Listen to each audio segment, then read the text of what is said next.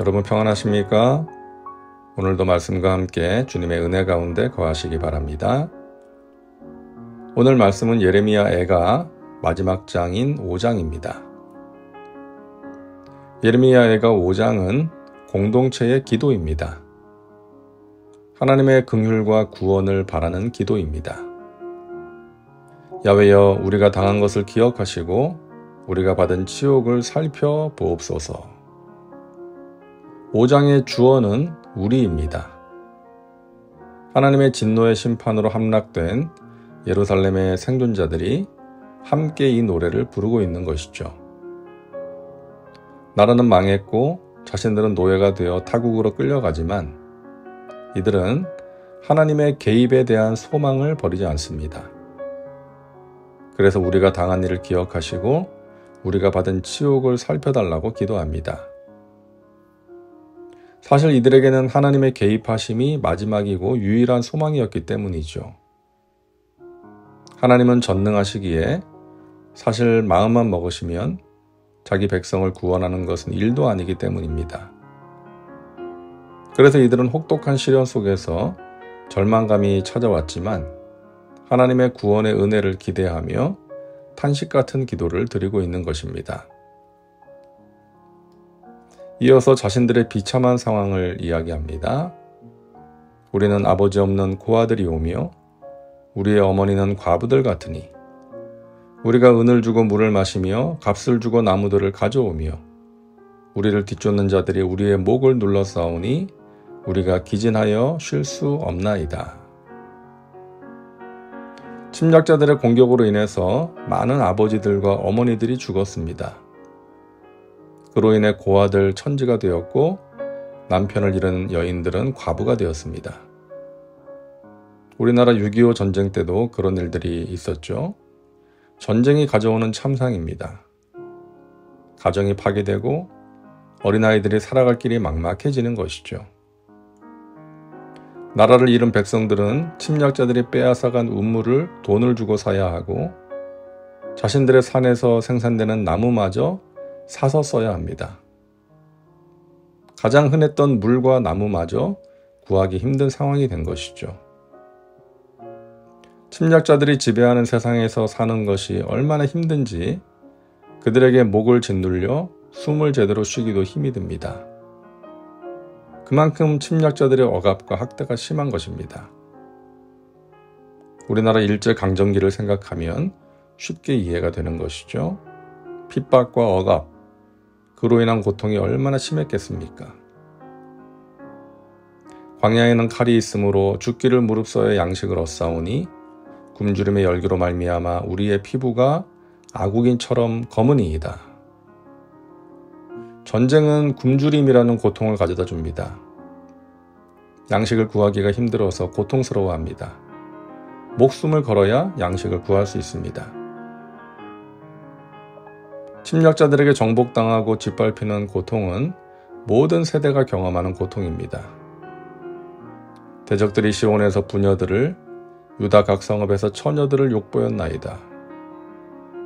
침략자들은 부녀자와 처녀들을 닥치는 대로 겁탈합니다. 오늘날에도 전쟁터에서 벌어지는 안타까운 일들이 있죠. 청년들이 맷돌을 지며 아이들이 나무를 지다가 엎드러지오며 노인들은 다시 성문에 앉지 못하며 청년들은 다시 노래하지 못하나이다. 청년들과 아이들이 노동에 동원되고 노인들은 성문에 앉아있지 못합니다. 보통 성문 앞에는 많은 사람들로 붐비고 장이 서기도 하는 곳이죠. 노인들은 그곳에 앉아서 사람들의 모습을 지켜보기도 하고 자기들끼리 모여서 음식을 먹으면서 담소를 나누기도 하는 것이죠. 하지만 이제 정복자들이 지배하는 곳에서 그런 모습은 사라졌습니다. 그리고 청년들의 마음에는 미래에 대한 꿈과 기대로 즐거움이 넘쳐야 하는데 그럴 수가 없어서 그들의 입에서 노래가 사라져버렸습니다.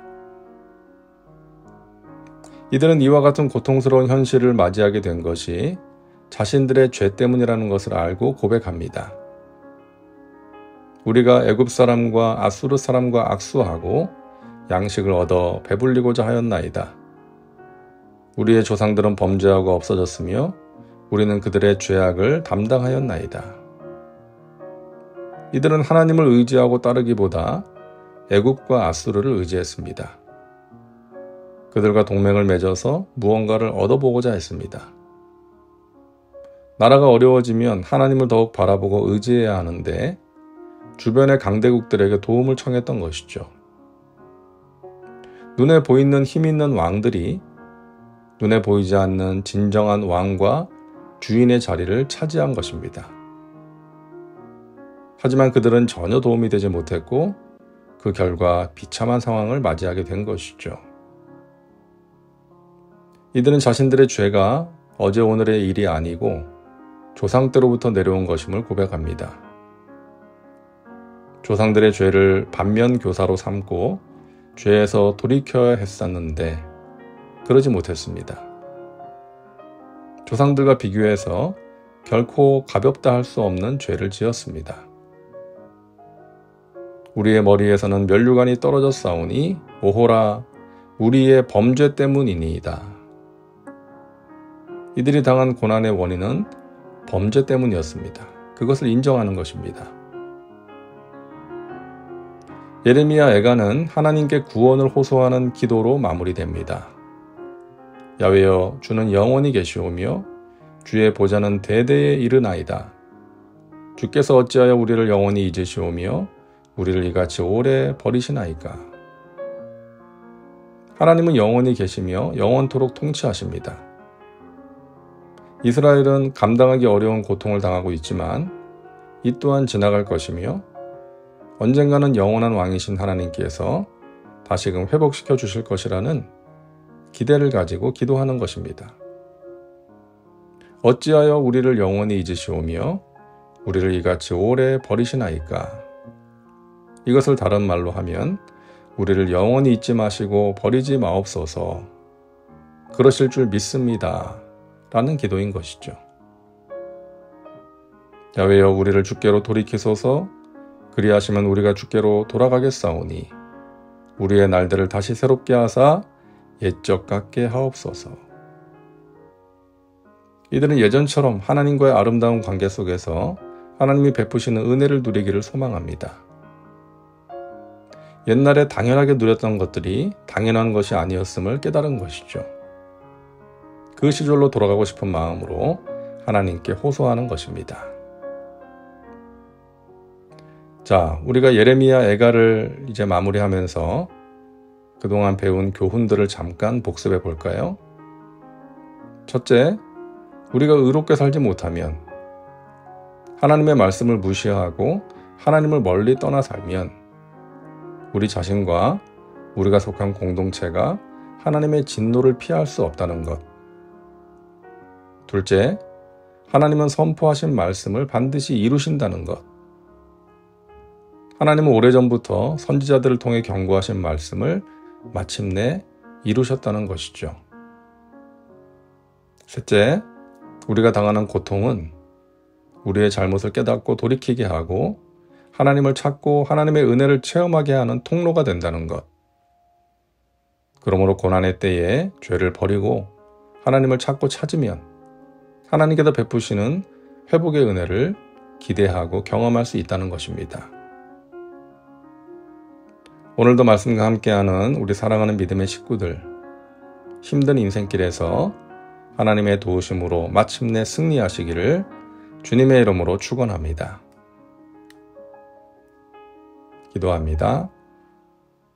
사랑과 은혜가 풍성하신 하나님, 오늘도 말씀과 함께 살게 하시니 감사합니다. 예레미야 애가를 통해 죄에 대한 경각심을 갖게 하시고 나라와 민족을 위해 기도하게 하신 주님, 우리 각 사람이 하나님 앞에 바로 서게 하여 주옵소서. 또한 고통 속에 있는 하나님의 백성들에게 긍휼을 베푸사 고통에서 구원해 주시고 회복시켜 주옵소서. 무더운 여름 건강 지켜주시고 병상에 있는 지체들에게 치유의 은혜를 베풀어 주시옵소서.